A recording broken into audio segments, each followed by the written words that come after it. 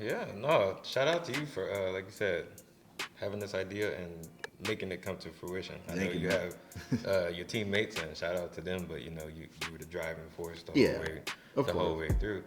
And then, so yeah, so the song and video, they do a great job of laying the foundation for who this guy is while not giving too much. Obviously, it's just the beginning, the foundation, the backbone. So yeah, the people want to know what's next for Half Man Intangible. You say you have other characters in the universe, but is he going to have like is there going to be an antagonist? Is just are the obstacles in life going to be that like anti like what's next? What's Yeah. next for him? So no, I'll definitely answer that. So Songs and video wise. yeah, songs and video. So one thing that one thing about this project and my intent for it is I do have I do have multiple ideas for the project. Um, I know that this video kind of gives a very linear view of kind of the character and the concept. What I would like to do is I would like to I would like for my rap persona to kind of loosely be based off the character I created in this particular song. And I just say that because I want to be able to come up with be able to continue this storyline that you see in the video through both song and through non-musical means, just by introducing the character. Like I said, if you see the video, we introduce a second character that the name will be released soon. I just want to kind of make sure I have some loose ends tied up before I start revealing that with her. I'd like the next portion of the comic book portion of this project to really kind of go into her, because she'll be a very she'll be very important to the story moving forward. And I'll actually say, without revealing her name, so we have a mad scientist character, right? She's I'll just release her name. So Well, it's I mean, if you want to, well, you could yeah, always come back, or you can do it yeah. now. I mean, Well, heck yeah, and I'll probably do that. let's So think. we have a character. I'll introduce her because you see her, and a lot of people wondering who she is. So we have a mad scientist character, right? She's one of the heroes. Um, Her purpose is really kind of to be like a guiding factor for a guiding kind of like guidance for the half man in a sense. So she would be kind of like a more experienced. She'd be a more experienced in this type of things than the half man would be. The half man is really a kind of your average guy who ends up getting supernatural intergalactic powers, and that's a lot. And he at first he doesn't really understand, fully understand how to control his powers, what to do with them. So we have her character in who doesn't have that doesn't necessarily have these powers, but she has the expertise in the field. One thing about her is we developed her character to kind of be obsessed with, you know, I guess I gotta remember the word for it. So she experiments on herself, and she's basically turned herself into a cyborg. Part of my purpose in that is to kind of give the dynamic between her being, a mad scientist, somebody who's she's on a very global level. Like people know her. She's very polarizing. Just because of the type of self experimentation that she does. But I wanted to make an indication of her being a mad scientist while her also being very, very mature, very rational, very, elegant, somebody incredibly smart, and somebody who has a very strong moral compass, right? Because I want to make the distinguish with her the distinction with her that she is a good character, and she is like she would be kind of like not, she would kind of be like, I wouldn't say Superman-ish. Well, maybe sort of. She would kind of have like a Superman kind of thing where she's like, she people might look at her one way, but she's really like a moral person. She's really somebody who cares about the well-being of mankind. That's part of the reason why she makes the encounter with the half man, because this is somebody who could potentially, accidentally or purposely break the space-time continuum. So it's she's there to be like, hey, look, this is what's going on. This is what's happening. I'm unfamiliar with it, but I'm researching it right now. So I want to kind of introduce her character more, let y'all know what her name is, and kind of give her backstory. Her backstory would kind of go further back than the half man's, because we intend on her being kind of like a child prodigy, somebody who just was dang near inhumanly smart for for most of her life.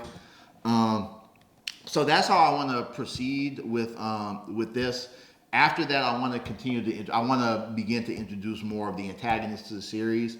I'm thinking about kind of making it a villain of the week type deal, kind of like like how the Powerpuff Girls was. Oh yeah.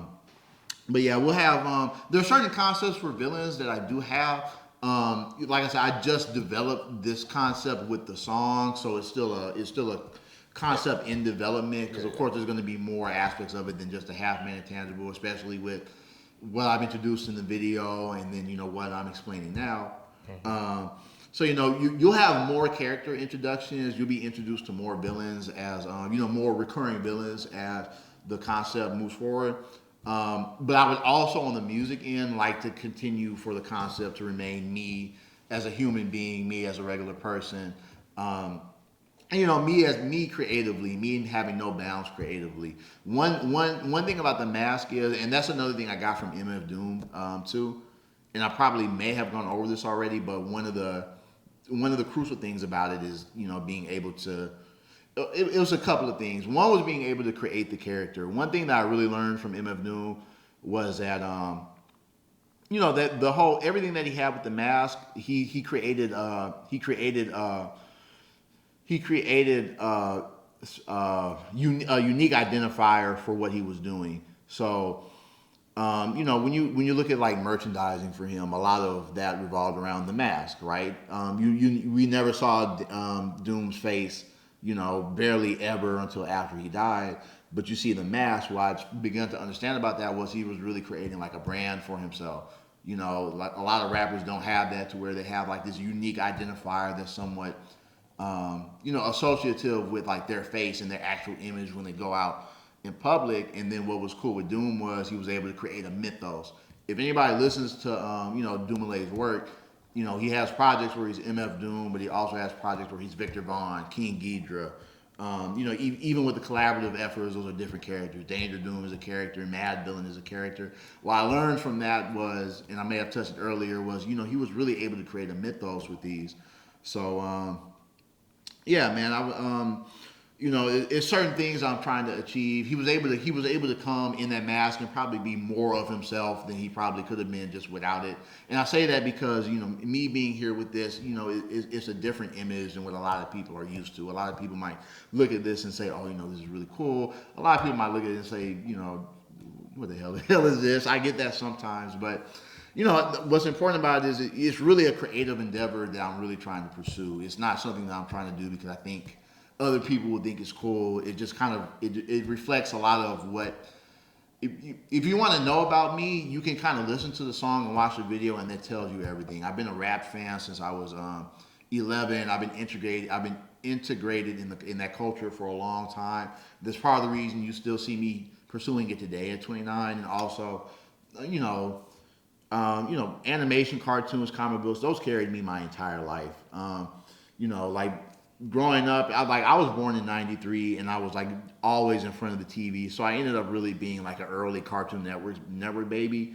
I saw Space Ghost Coast to Coast when it first aired, and that was pretty much Cartoon Network's first original programming. And then I seen everything else afterward, so I was able to kind of follow their history in the '90s. And like I said, those were like, and I'll say it, growing up, those were really some of my closest friends.